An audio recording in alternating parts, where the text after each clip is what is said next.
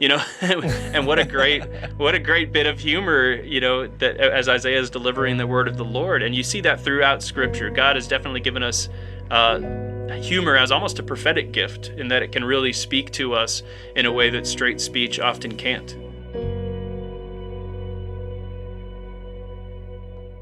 You know, we could all just be straightforward and not try to be funny about anything. Why do you believe that satire has such an important place in today's culture?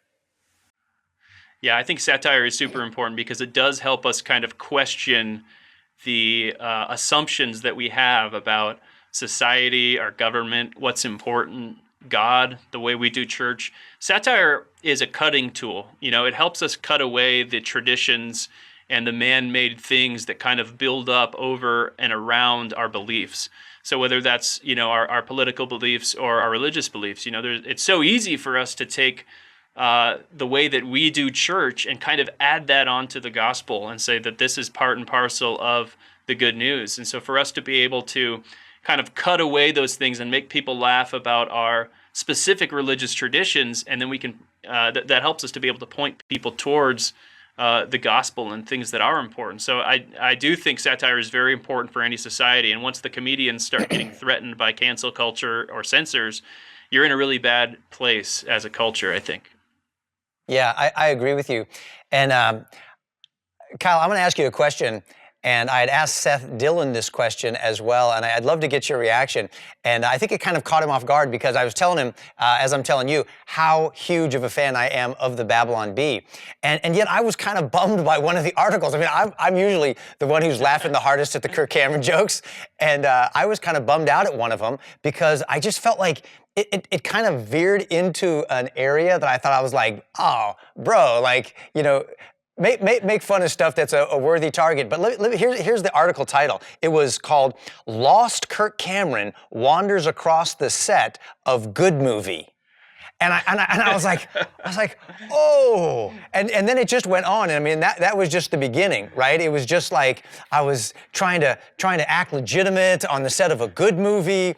And I wanted to ask you this question because I know that your humor is good-natured.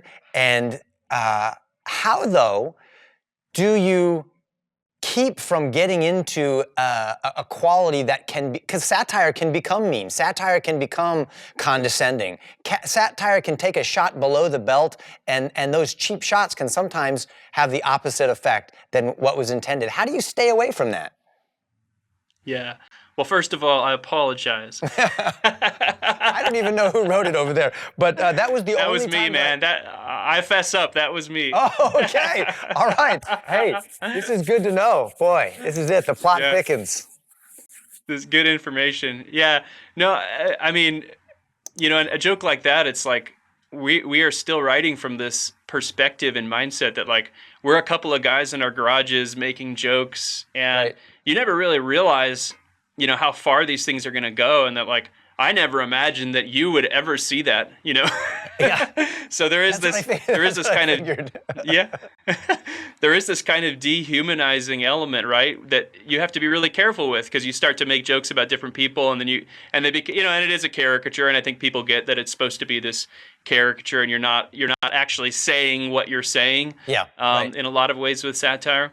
You know, you're making an exaggeration, but you really don't think about the human element a lot of the time, and you kind of worry like, oh yeah, maybe we can slip too much into that. I also think very early on the Babylon Bee, you know, we made fun of Christian movies so much, and then more recently, as you kind of see how the woke movement has taken over Hollywood, and you know, we've kind of come around on that to the point where I'm like, even if a Christian movie is more low budget or cheesy or, you know, whatever the criticisms are, it's like I'd rather have my kids watch something like that than a woke Disney movie that's telling them that's filling their heads with nonsense, you know. So hey, let me ask you this. Someone once said that they found that there's maybe even sarcasm in the Bible. Maybe God, in the writing of Holy Scripture, has used a bit of satire or sarcasm. What do you think about 1 Kings 18:27 that says, "And at noon Elijah mocked them, saying, 'Cry aloud, for he's a god. Either he's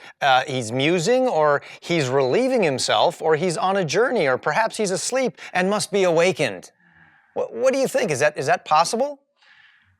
That's a fantastic bit of satire there used by Elijah with the prophets of Baal. Yeah, he says, is your God over in the porta potty? That's just a wonderful that's just a wonderful cutting bit of satire. And you notice like Elijah's not. He's not engaging them in a debate. He's not engaging them in an apologetic debate, one versus one. Let's figure out who the real God is. He just mocks them, and I think that's a great example. Also, in the book of Isaiah, it talks about the idol carver and how the idol carver goes out and carves a piece of wood. And what if and he uses half of it for an idol as his god, and he uses half of it to burn for firewood. And he says, how does he know that he didn't make a mistake and he's accidentally worshiping firewood and burning his god? And what a great bit of humor, that as Isaiah is delivering the word of the Lord. And you see that throughout Scripture. God has definitely given us humor as almost a prophetic gift in that it can really speak to us in a way that straight speech often can't. When is it okay to offend people? Yeah. Well, in a lot of ways, offense is like it says more about the person who's being offended a lot of times than the, allegedly offensive statement or joke. Sometimes, I'd be surprised, just like you guys offended the Chiropractor Association or whatever. Right. You're often surprised over who is upset at your joke. And you're like, wow, I didn't even think of that as being offensive at all. And so I think that satire acts as kind of this mirror in a lot of ways. It's almost a funhouse mirror in that it exaggerates our features and it kind of makes this caricature of us. And if you get really offended at that, yeah, maybe the joke's too far, maybe the joke's too offensive. But on the other hand, maybe that's something that you are insecure about. Maybe that's an area that you really need to start thinking about.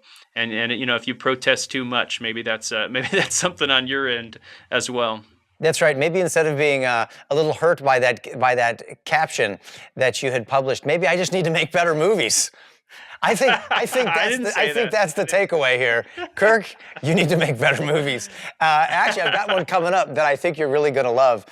As a culture, we've become so super sensitive that it's a badge of honor to be a victim and to have your feelings hurt, and that seems to work for people. But at the end of the day, that's a terrible strategy. How can we have thicker skin? If someone's getting hurt and upset by satire, by irony, by sarcasm, how can we have thicker skin and be healthier that way?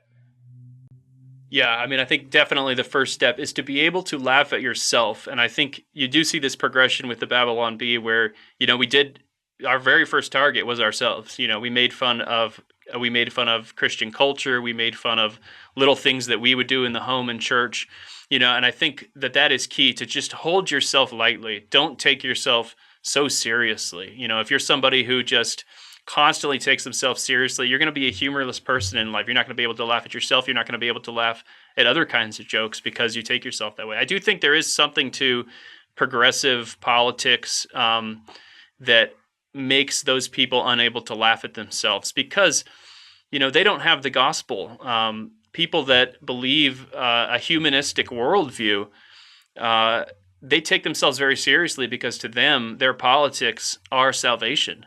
Their politics are the way that we are going to save the world. And so to laugh at them is just like laughing at their religion, So in a lot of ways, they come off like the old kind of stereotype of a fundamentalist believer who's very serious, self-serious, and unable to laugh at themselves. So definitely we need to take ourselves less seriously and put more importance on the things that are truly important. And I think that's the first step to having more humor as a culture.